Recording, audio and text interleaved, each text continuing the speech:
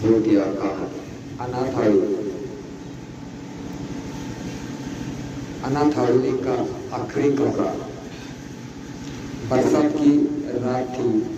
चार दोस्त अर्जुन, समीर, करण और विशाल अपनी कार से जंगल के रास्ते लौट रहे थे।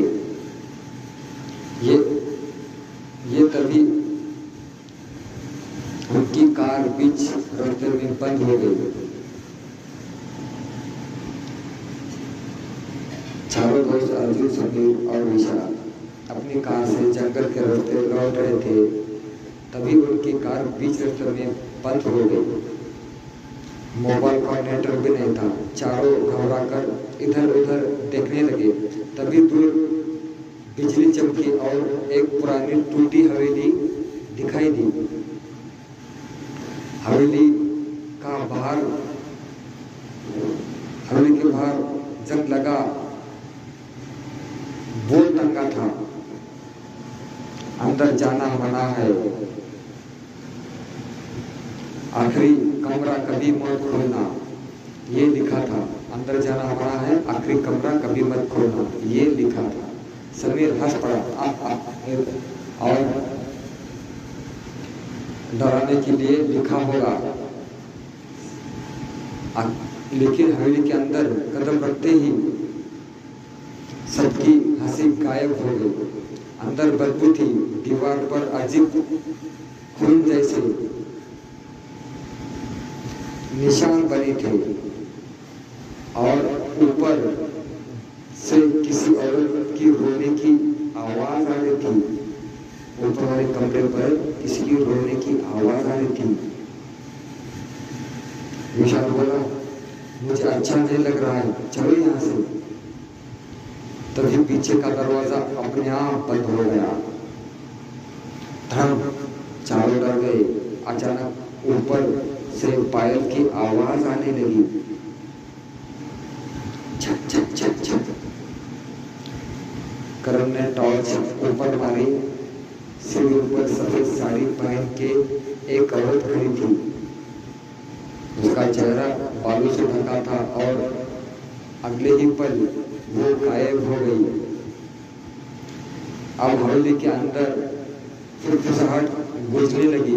आखिरी कमरा मत खोलना। अर्जुन बोला, कोई हमें डराने की कोशिश कर रहा है।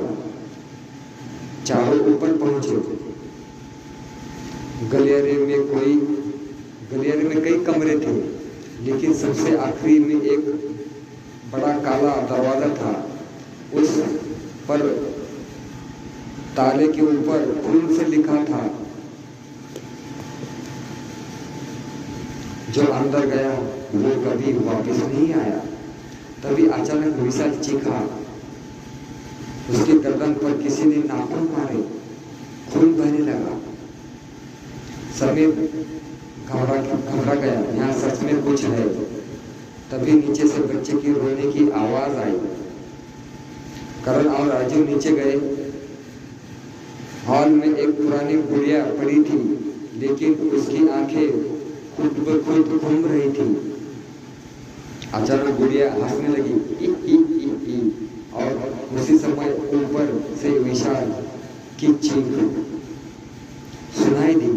दोनों भागकर ऊपर पहुंचे, लेकिन विशाल गायब था। कमरे के दीवार पर खून से लिखा था, अब अगला कोड। अब तीनों की इतनी हालत खराब थी। तभी आखिरी कमरे का ताला अपने आप खुल गया। दरवाजे धीरे धीरे खुला। अंदर पूरा अंधेरा था और बीच कमरे में एक पुराना ताबूत रखा था। ताबूत के चारों तरफ काली मोमबत्तियां थी। मोमबत्ती जल रही थी। समीर डरते हुए बोला, चलो यहाँ से अभी। लेकिन अर्जुन ने ताबूत खोल दिया। जैसे ही ताबूत खुला, पुराना कमरा कांपने लगा। मोमबत्तियां बुझ गई और अंदर से एक सड़ी हुई औरत उठकर बैठ गई। उसकी आंखें पूरी काली थी और मुंह से कीड़े निकल रहे थे, जो वो डरावनी आवाज में बोली, 70 साल बाद किसी ने मुझे जगाया है। अचानक समीर हवा में उड़ गया, उसकी गर्दन उल्टी घूम गई, कर चीखते हुए भागने लगा, लेकिन गलियारे की सारी दीवारें से हाथ निकल कर आई और उससे अंधेरे में खींच लिया। अब सिर्फ अर्जुन बचा था, वो नीचे भागा, लेकिन हवेली का मुख्य दरवाजा गायब हो चुका था। लेकिन हवेली का मुख्य दरवाजा गायब हो चुका था। चलो, चारों तरफ सिर्फ अंधेरा था। तभी पीछे से वही औरत धीरे धीरे उसके पास आने लगी।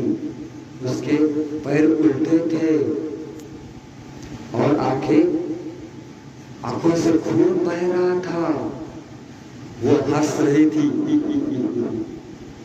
अब तू कभी यहाँ से नहीं जाएगा। अर्जुन जोर से भागा और खिड़की से बाहर कूद गया।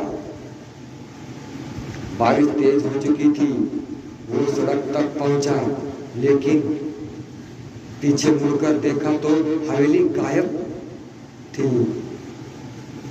पीछे मुड़ के देखा, हवेली गायब थी, जैसे वहां कभी कुछ हुआ ही नहीं, जैसे वहां कभी कुछ था ही नहीं। अगली सुबह गांव वालों ने अर्जुन को बेहोश पाया। जब उसने रात की बात बताई तो गांव का बूढ़ा आदमी डर गया। उसने बताया, 70 साल पहले उस हवेली में एक औरत को जिंदा बंद कर दिया गया था। 70 साल पहले उस हवेली में एक औरत को जिंदा बंद कर दिया गया था, और जिसने भी आखिरी कमरा खोला तो कभी जिंदा नहीं बचा। अर्जुन कांपने लगा। तभी उसकी जेब से वही गुड़िया गिर पड़ी। तभी उसकी जेब से एक गुड़िया गिर पड़ी। वो धीरे से हंसने लगी, ही ही ही ही ही। चलो दोस्तों, ये कहानी यही खत्म होती। तो दोस्तों, काल्पनिक कथा है, कोणत्या गोष्टीचा कसं काही संबंध नव्हता, फक्त तुम्हाला मनोरंजन करण्यासाठी हा व्हिडिओ होता। कोणत्या गोष्टीचा कशाचाही काही संबंध नव्हता। तर मित्रांनो, आजचा व्हिडिओ आपण इथे समाप्त करत आहोत। फक्त मनोरंजन म्हणून पाहत आहोत। काल्पनिक कथा है, कमजोर दिल के ना देखे, कमजोर दिल के ना देखे। स्वतंत्र आपला व्हिडिओ समाप्त। Bye bye. लाईक करा, सबस्क्राईब करा, कमेंट करा। Bye bye.